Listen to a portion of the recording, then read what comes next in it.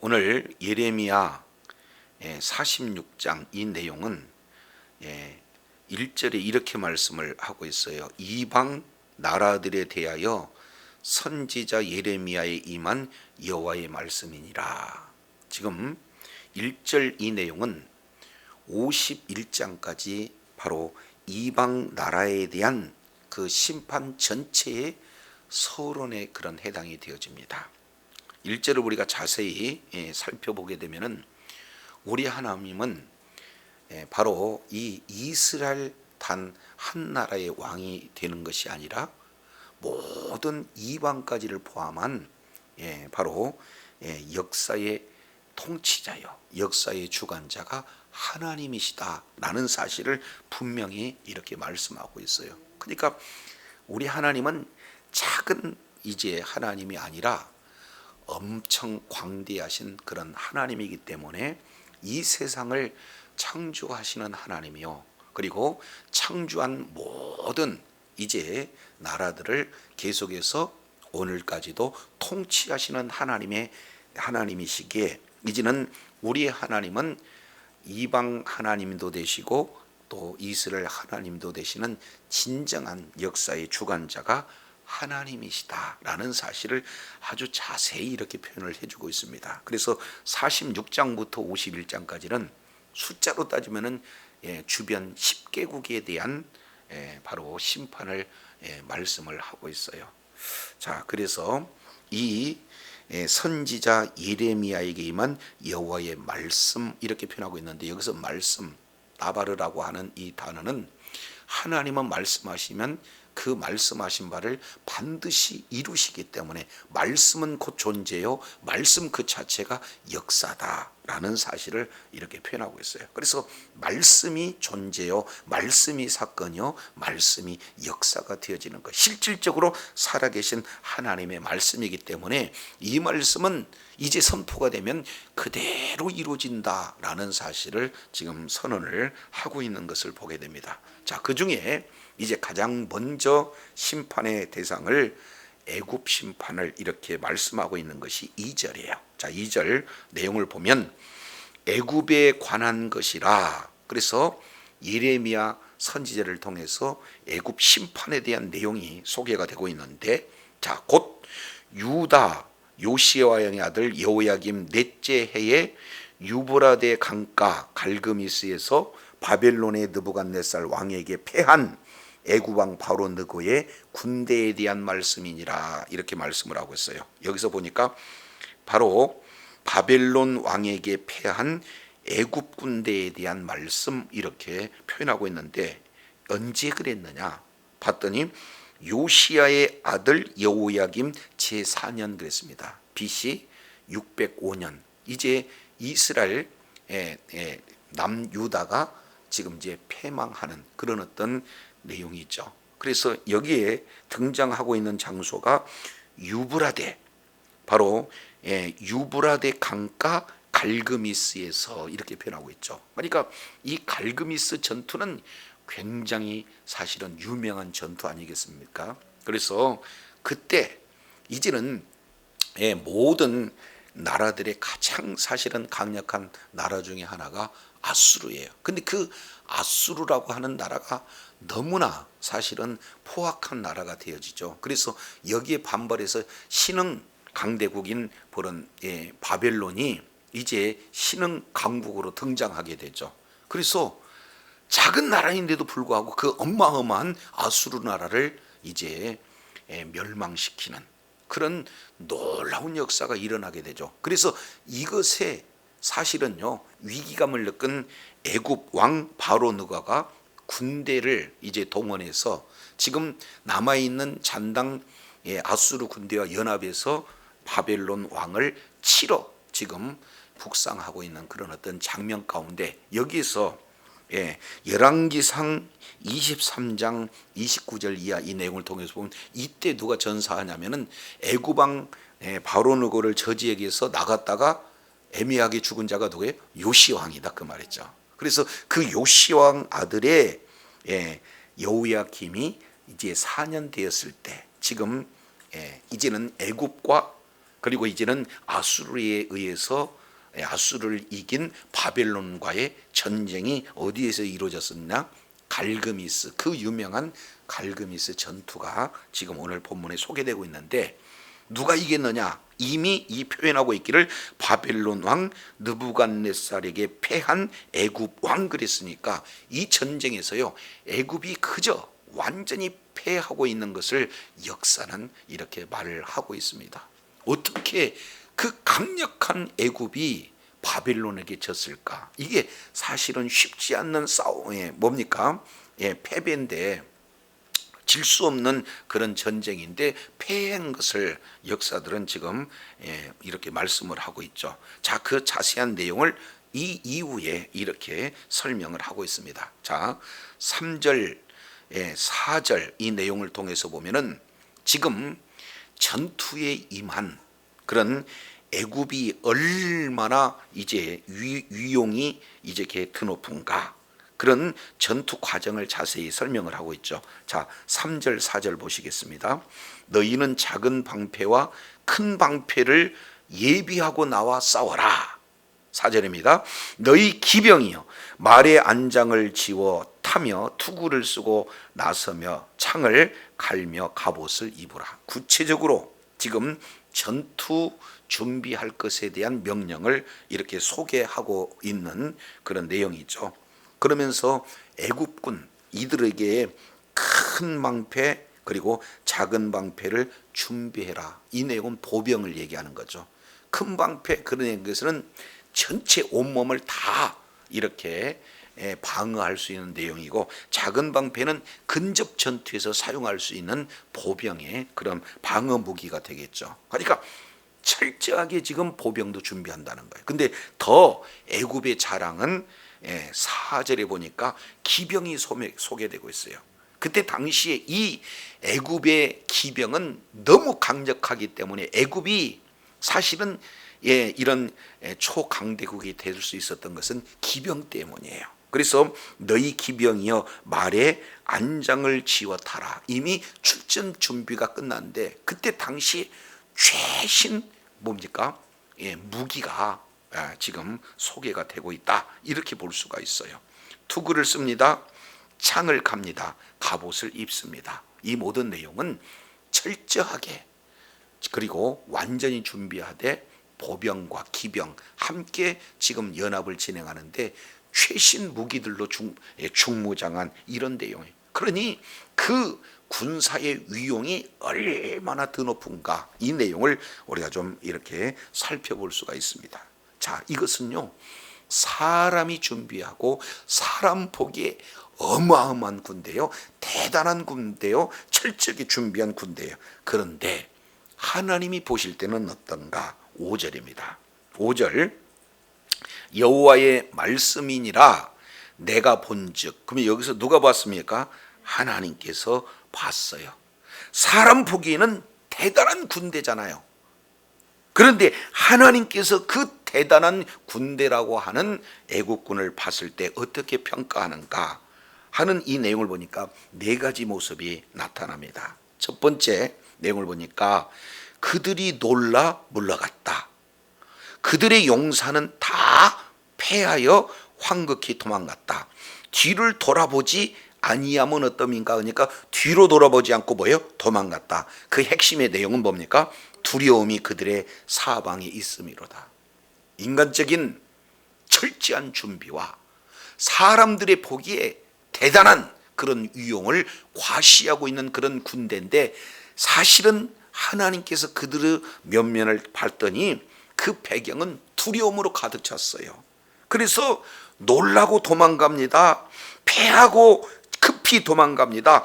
뒤로 돌아보지 않고 도망갑니다. 이유는 두려움으로 가득 찬 이런 내용이에요. 이것은 사실은 진리에 질 수 없다라고 생각할 만큼 이 애국군이 굉장한 위용을 이렇게 드높인 그런 군대임에도 불구하고 아주 그냥 이유도 모르는 채 바벨론에게 멸망을 당해서 이제 도망가기에 급급한 애국군을 그대로 지금 보여주고 있는 것을 볼 수가 있습니다.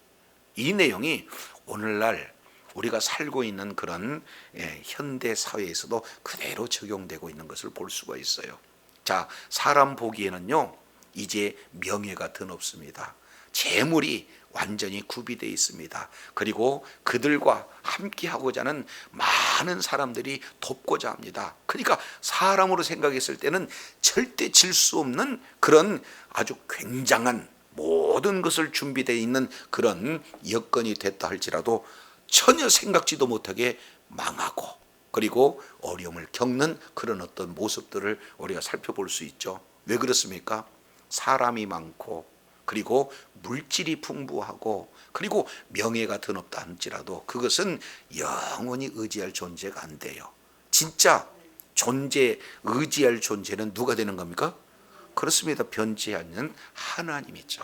하나님의 언약이 이제는 함께 하게 되어지면은 그 언약 붙들고 하나님께서 반드시 그러한 자를 통해서 이제 신실하게 약속을 지켜주시기 때문에 우리의 진정한 의지의 대상은 이제 이런 말도 아니요, 군사도 아니요, 무기도 아니요, 그리고 물질도 아니라는 거죠. 전적으로 하나님만이 우리의 의지의 대상인 줄로 믿습니다.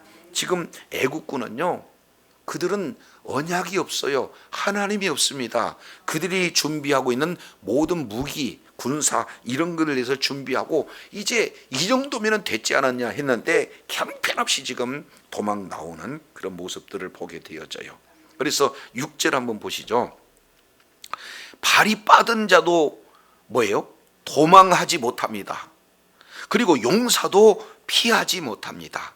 그들이 다 북쪽 유브라데 강가에 넘어지며 엎드러진다. 그러면 북쪽 유브라데 강가는 어디를 말하고 있습니까? 갈그미스 전투 현장이에요. 그러니까 그 용맹스러운 그런 어떤 사람들, 피하는데 아주 발이 빠른 그런 사람들도 한 사람도 남기지 않고 거기서 다 죽는다는 거죠. 마치 이스라엘 백성들이 애굽에서 이렇게 출애굽하고 있는 그런 가운데 그 어마어마한 애국 군대가 한 사람도 남김없이 이제 홍해 바다에서 수장되고 있는 내용하고 지금 흡사한 그런 내용을 지금 말씀을 하고 있습니다. 이거 간단한 그런 내용이 아니잖아요. 자, 이것을 다시 한번 반복해요. 그러니까 한번 생각해 보세요. 3절 4절 이 내용은 아주 이제 강력한 그런 애국군대, 그냥 이제 기세가 등당한 애국군대, 좀 엄밀히 따져본다면 교만으로 가득한 애국군대잖아. 이 정도 준비했으면 우리가 누구에게 패하리라. 그런데 대조적으로 보니까 이제 5절 6절 이 내용을 통해서 보면은 어떻게 돼요? 처참하게 패합니다. 도망하고 도망 오는데도 다 한 사람도 남지 않고 죽는 이런 모습이에요. 그래서 외적으로 사람이 보기에는 아주 대단하지만 하나님이 봤을 때는 한 사람도 살 수 없는 그런 모습을 대조해서 지금 말씀을 하고 있습니다. 의지 대상이 누구냐에 따라서 지금 이런 나타나는 결과가 대조적으로 이렇게 보여지고 있습니다. 근데 이게 똑같이 한번 반복이 되어져요. 자, 7절 8절 이 내용을 통해서 보면 그들의 기세가 어떠한 내용인가 잘 보여주고 있습니다. 자, 7절 보시죠. 강에 물이 출렁임과 같고 그 다음에 나일강이 불어남 같은 자가 누구냐. 자, 나일강 그러면은 세계에서 굉장히 긴 이런 강 중에 하나가 나일강이에요. 자, 그런데 거기가 범람하게 되어지면은 어떻게 됩니까? 주변에 싹 쓸어버리잖아요. 근데 애국 군대가 마치 나일강이 이제 이렇게 범람해서 주변을 확 쓸어버린 그런 기세와 같이 지금 애국군들의 기세는 말로 표현할 수 없는 드높은 기세를 지금 나일강에 비해서 그의 위용들을 이렇게 잘 묘사하고 있는 것을 보게 됩니다. 그래서 두 번 반복하죠. 7절 8절 이 내용을 통해서 보면은 강의 물이 출렁임 같고 나일강의 불어남 같고 다시 애굽은 나일강의 불어남 같고 강물이 출렁임과 같도다. 지금 이렇게 그만큼 애국군의 그 위용은 굉장하다, 기세가 대단히 등등하다라는 이런 내용들을 보게 됩니다. 그래서 애구방, 지금 이 뭡니까? 바로 느고의 말은 어떻습니까? 한마디로 8절 하반절에 내가 일어나 땅을 덮어 성읍들과 그의 주민들을 멸할 것이다, 이렇게 표현하고 있어요. 왜? 그만큼 그가 의지하고 있는 그 군대의 위용이 이렇게 이제 대단하기 때문에 이 세상 어떤 것이라도 다 쓸어버리겠다, 지금 이렇게 아주 교만한 그런 모습들을 이렇게 살펴볼 수 있습니다. 근데 이렇게 교만하게 다 쓸어버리겠다, 이렇게 사실은 호언장담할 만큼 말할 수 있는 그 배경의 근거를 9절에 보면 조금 우리가 이해가 되어져요. 자, 9절 보겠습니다. 말들아 달려라. 애국군 최정예군, 요르로 보면은 최신 뭐예요? 무기를 다 준비했습니다. 그래서 애굽의 말들아 달려라, 병거들아 정신없이 달려라, 그러면서 용사여 나오라 하면서 방패 잡은 구스 사람, 붓사람, 활을 당기는 누딤 사람 나올지어다. 지금 이렇게 나와라 나와라 나오는데, 여기서 보니까 자기 군대들만 해도 대단한데 더 많은 군대들을 용병으로 지금 뭐 하고 있습니까? 전쟁에 투입시키고 있는 그런 모습들을 살펴봐요. 그러니 이제 내가 일어나서 땅을 덮을 만하다, 모든 성읍들 다 멸해버리겠다, 이렇게 지금 표현할 만큼 대단한 그런 어떤 모습을 이렇게 살펴보게 되어집니다. 자, 그런데 그날은 자기들이 철저하게 준비하고 수적으로나 그런 무기의 내용으로나 이길 것 같은데 10절은 뭐라고 지금 표현을 하고 있습니까? 그날은 주 만군의 여호와께서 그의 대적에게 원수 갚는 무슨 날이다? 보복이다. 이게 참 중요해요. 그날은 주 만군의 여호와께서 그 대적에서, 그는 누굽니까? 여호와의 대적. 그 여호와의 대적이 누가 되는 겁니까? 애굽이다라는 거예요. 그러니까 사람의 노력으로, 사람의 계획으로 아무리 완벽한 계획을 세웠다 할지라도 하나님께서 개입하시면 뭐예요? 무용지물에 불과하는 거예요. 그래서 하나님의 대적이 되어서 어떻게 하나님을 이길 수가 있어요? 그런데 그날은 하나님께서 이제는 그의 대적에게 원수 갚는 그런 날이다, 애굽 심판을 정확하게 지금 말씀을 하고 있는 것을 보게 되어져요. 그래서 뒤에 보시겠습니다. 칼이 배부르게 삼킨다, 칼이 그들의 피를 가득하게 마신다. 그러니까 살과 피를 이제 칼이 계속해서 이렇게 삼키고 마신다는 것은 싸움에서 하나님이 지금 원수를 철저하게 갚으신다, 철저하게 애국 군대를 멸하신다는 이런 표현하기 아니겠습니까? 그 내용을 이렇게 표현합니다.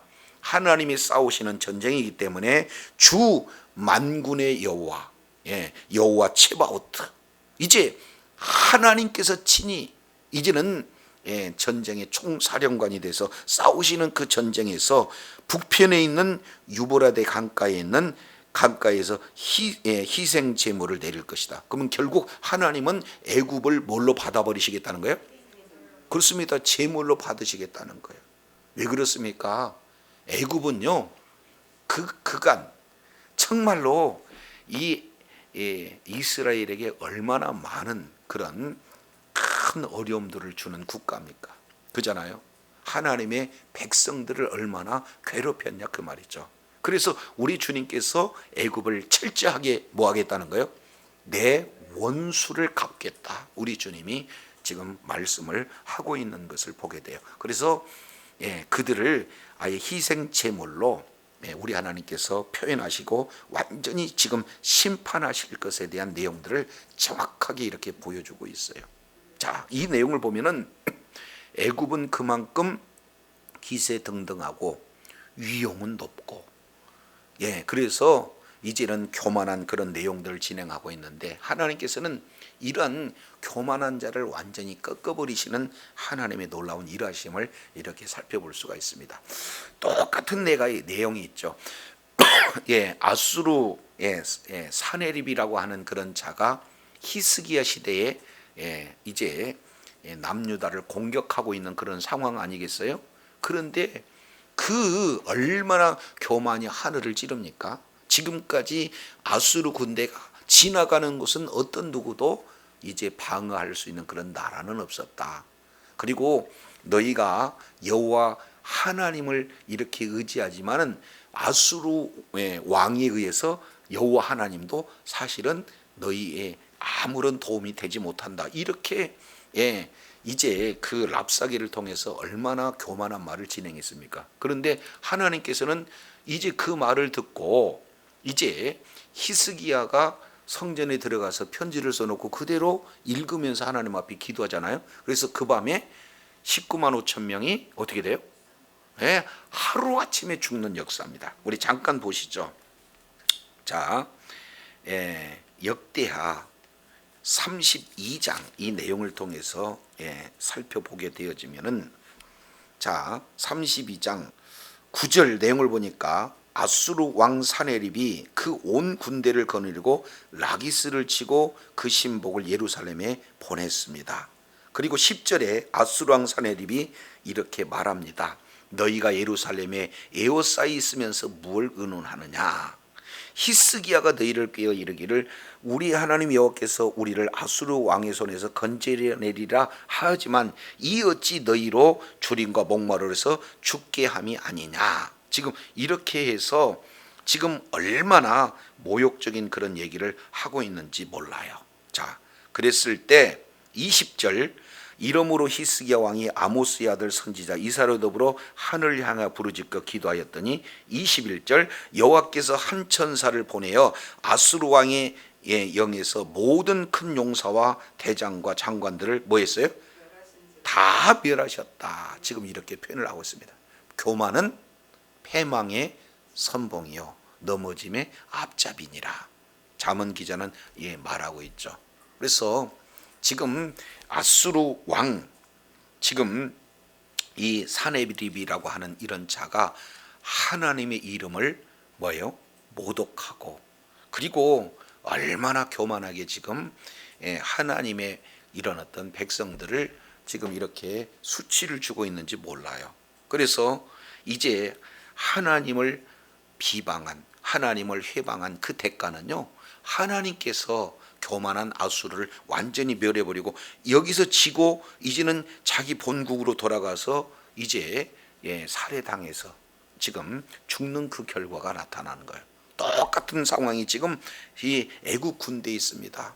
애국 군대는 보병 다 준비했어요. 기병 다 준비했습니다. 그리고 용병까지 투입을 했어요. 그리고 다 쓸어버리겠다. 이것은 얼마나 교만한 모습인지 몰라요. 자, 그런데 하나님은 애굽을 아예 제물로 삼으시고 하나님의 원수가 된 애굽을 멸하시겠다는 것이 우리 하나님의 놀라운 지금 이런 심판 선언을 이렇게 말씀을 하고 있습니다. 그러면 여기서 이제 우리가 왜 애굽이 이렇게 철저하게 지금 이렇게 하나님의 원수가 되어서 패망할 수밖에 없는가? 그 내용은 어떤 의미가 이 속에 담겨져 있습니까? 자, 이스라엘 백성들은 약 400년에 걸쳐서 애굽에서 철저하게 종노릇하고, 그리고 종노릇한 그것을 하나님께서는 모세를 통해서 이끌어내신 거 아니에요? 그런데 세월이 지난 이후에 다시 이스라엘 백성들이 종노릇으로 간다는 것은 이건 있을 수 없는 겁니다. 그러니까 이 구원의 출발점이 애굽에서 나오는 것으로 시작되는 거 아니겠어요? 근데 다시 하나님이 구원하시는 그 구원의 역사를 어떻게 해요? 되돌이키는 거예요. 그래서 사람들은 계속 하나님보다도 이제 눈에 보이는 애굽의 병마들을 더 의지하게 되어지는 거죠.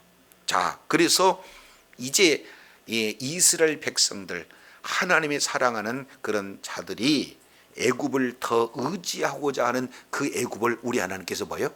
직접 멸하시는 거죠. 그리고 동시에 동시에 이제 이런 하나님보다도 이러한 사람을 더 의지하는, 나라를 더 의지하는, 전쟁 물자를 더 의지하는 이스라엘 백성들을 이제는 어떻게 돼요? 우상 숭배하고 말씀을 어겼던 이스라엘 백성들을 바벨론 포로로 끌려갈 계획이에요. 거기에서 하나님의 백성들을 뭐예요? 징계하기 위한, 오로지 하나님을 다시 더 의지하기 위해서 이제 하나의 몽둥이로 쓰는 나라가 누가 되는 겁니까? 바벨론이. 그래서 바벨론이 탁월해서가 아니라, 애굽이 뭐가 부족해서가 아니라, 이제 하나님께서 시대적으로 바벨론을 들어서서 이제는 이 이스라엘 백성들이 의지하고자 하는 애국을 심판하는 그런 내용으로, 진정한 의지의 대상은 나라도 아니다, 병력도 아니다. 의지의 대상은 하나님이 바로 의지의 대상이심을 알기 위해서 우리 주님께서 애굽을 친히 멸하신다는 사실을 기억하시 바랍니다. 그렇기 때문에 지금 이런 표현들을 하고 있어요. 자, 그래서 46장 11절 한번 보시죠. 처녀딸 애굽이여 길르앗으로 올라가서 유향을 취하라. 내가 치료를 많이 받아도 효력이 없어 낫지 못하리라. 심판에 대한 메시지죠. 길르앗이라고 하는 그 지역에서는 이런 여러 가지 치료 약품이 많이 나는 곳이에요. 그래서 거기에서 이제 치료를 이렇게 받으라. 그런데 의학이 많을지라도 무효하는 것은 왜 그래요? 다 죽어서 그렇기 때문에. 그래서 12절 자세히 보면은 내 수치가 나라들에게 들렸고 내 부르짖음이 땅에 가득하였나니 용사가 용사에게 걸려 넘어져 둘이 함께 뭐 했어요? 엎드려졌어요. 이것은 약을 발라서 치료할 문제가 아니고 이미 다 주변 모든 곳곳에 시체로 널브러져 있는 그런 모습들을 이렇게 소개하고 있는 것을 보게 됩니다. 그래서 오늘 예레미야 46장 1절부터 12절까지 이 내용은 우리 하나님이 얼마나 크신 분인가, 단순히 바로 이스라엘만의 하나님이 아니라 온 우주 만물을 통치하시는 역사의 주관자가 우리 하나님이시다. 두 번째, 우리 하나님께서 이제는 말씀하신 바는 반드시 이루시는 그런 신실하신 하나님이시다. 그래서 이제 왜 애굽이 신흥 강국이기는 하지만 이렇게 힘없이 한순간에 이렇게 일시적으로 바빌론에 망할 수밖에 없는 그 이유를 이제 사람들은 잘 몰라요. 그러나 하나님께서는 뭐예요?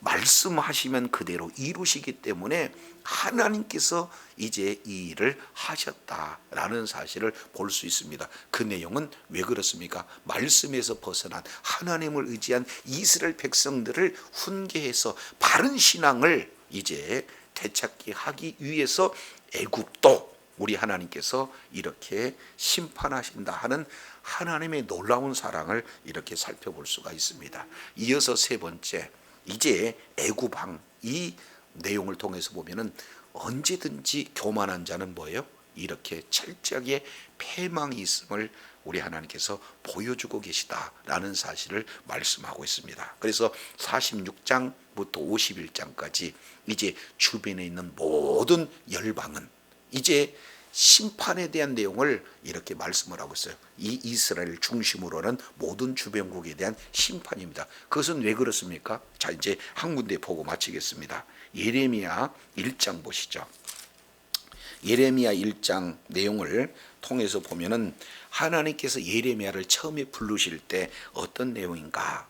자, 5절, 내가 너를 모태에서 짓기도 전에 너를 알았고 내가 배에서 나오기도 전에 너를 구별하여 너를 무슨 선지자? 여러 나라의 선지자로 세웠다. 이것은 이 예레미야가 무슨 자격이 있어서가 아니라 하나님께서 뭐예요? 택하신 그런 자예요. 여러 나라의 뭘로? 선지자로.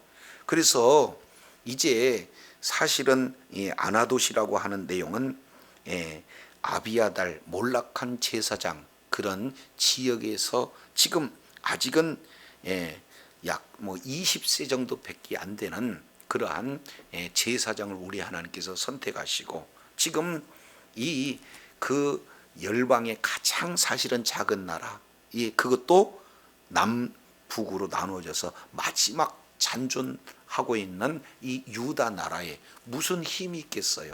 그런데 그 나라에 우리 하나님께서 그 예레미야를 통해서 이제는 어마어마한 그런 이런 말씀이 부여가 되고 있는데, 그 내용이 자 9절 10절 내용을 보면 하반절에 내가 내 말을 내 입에 두었다. 그 입이 주어진 말이 어떻게 되는가? 바로서 보라, 내가 오늘날 너를 여러 나라 위에 세우고 너로 뽑고 파괴하고 파멸하고 넘어뜨리고 건설하고 뭐한다? 심게 한다. 그러니까 하나님의 말씀이 선포되면, 그잖아요, 비록 몰락한 제사장 가문의 예레미야다 할지라도, 그리고 나이가 적어서 경험이 없는 그런 예레미야다 할지라도 하나님께서 그를 통해서 말씀하신 바는 누가 이루셔요? 하나님께서 이루신다. 근데 오늘 내용을 보면은 실제 열방에 세우시고 예레미야를 통해서 한 말이 애굽으로부터 그 주변국 블레셋, 모압, 암몬, 그리고 에돔, 계속해서 다메섹, 이렇게 바벨론까지 주변의 열방들에 대한 내용의 메시지가 46장부터 51장까지 계속해서 이루어진다는 사실을 이렇게 말씀을 하고 있습니다. 이제 이러한 예레미야를 들어 사용하셔서 하나님의 말씀을 이루신 그 하나님은 그때도 살아계시고 오늘날 저와 여러분과 함께 하신 살아계신 하나님인 줄로 믿습니다. 그래서 마태복음 28장, 이제 예레미야를 이제 가서 복음을 증거하고 이렇게 파송했을 때 그 말의 권세를 줘서 파송했던 것과 똑같이 이제 하늘과 땅의 권세를 가진 우리 주님께서 저와 여러분에게 이제는 열방을 향하여서 뭐예요? 가서 복음을 증거할 수 있는 바로 그러한 사명을 저와 여러분에게 주셨습니다. 그래서 주의 사명을 감당할 때 오늘 말씀하고 있는 내용은 내가 세상 끝날까지 항상 너와 뭐하리라? 함께하리라. 그래서 우리의 말은 약해요. 우리의 말은 힘이 없어요. 생명 없어요. 그러나 우리 입술을 통해서 증거되는 하나님의 말씀은 하나님이 함께 하시면서 그 말씀을 넉넉하게 이루실 줄로 믿습니다. 예레미야에게 약속하시고 예레미야를 통해서 모든 열방 나라들을 세우기도 하고 파멸도 하신 우리 주님께서 저와 여러분의 입술을 통해서 어떻게 돼요? 영혼을 세우기도 하고 그리고 하나님의 뜻을 이루는데 능력과 권세로 함께 해주실 줄로 믿습니다. 주님 오시는 그날까지 주의 사명을 잘 감당하여 동행하시는 주님으로 말미암아 날마다 세우고 살리고 하나님이 함께 하시는 놀라운 권세의 능력이 함께하는 그런 능력의 자녀들, 하나님의 뜻을 이루는 하나님 앞에 존귀하게 쓰임받는 주의 사랑하는 자녀들이 다 되시기를 예수 이름으로 축원합니다. 기도하겠습니다. 하나님 아버지, 오늘 예레미야 선지자를 통해서 이제는 유다의 심판이어서 주변 열국에 대한 심판들을 말씀하시면서 가장 먼저 이스라엘 백성들이 이제는 종되었던 애굽에서 나왔지만 다시 종으로 돌아가려고 하는, 하나님보다도 애굽을 더 의지하고자 하는 애굽을 우리 주님께서 심판하시겠다 말씀하시는 내용들을 살펴봅니다. 거룩하신 하나님, 이제 하나님의 백성을 이렇게 신앙을 뺏게 하는 이 애굽을 우리 주님께서는 내 원수, 그리고 애굽을 제물로 삼으셔서 이제 심판하신 그런 어떤 내용들을 보게 되는데, 애굽은 지극히 교만할 만큼 모든 것을 다 갖췄지만 하나님께서 심판하시던 날은 그런 어떤 메시지, 바로 몽둥이 도구로 바벨론을 우리 하나님이 쓰시기에 하나님이 쓰신 바벨론 나라의 속절없이 무너지는 애굽의 모습을 살펴보게 됩니다. 바로 교만은 패망의 선봉이요 넘어짐의 앞잡이요, 앞잡이임을 우리가 다시 한번 살펴보면서 이제 하나님 앞에 겸손하고 늘 하나님을 의지하고 하나님께서 동행하실 때 이제는 예레미야를 들어 쓰셔서 모든 열방을 무너뜨리기도 하고 세우기도 하는 그 권세는 이미 하나님이 물려주신 말씀의 능력이라는 것을 다시 한번 일깨워 주셨사온즉 이제 대위명령으로 하늘과 땅의 권세를 가신 우리 주님께서 제자를 삼는 그 일에 내가 세상 끝날까지 영원토록 함께 하신다는 하나님의 말씀이 신실하게 그대로 이루어지는 줄로 믿습니다. 끝까지 주님의 뜻을 이루고 주님 나라 확장하는 일에 존귀하게 쓰임 받고 항상 동행하시는 주님으로 말미암아 천국을 누리며 하나님께 영광 돌리는 주의 사랑하는 자녀들 다 되게 하여 주시옵소서. 감사드리며 예수님 이름으로 기도드립니다. 아멘.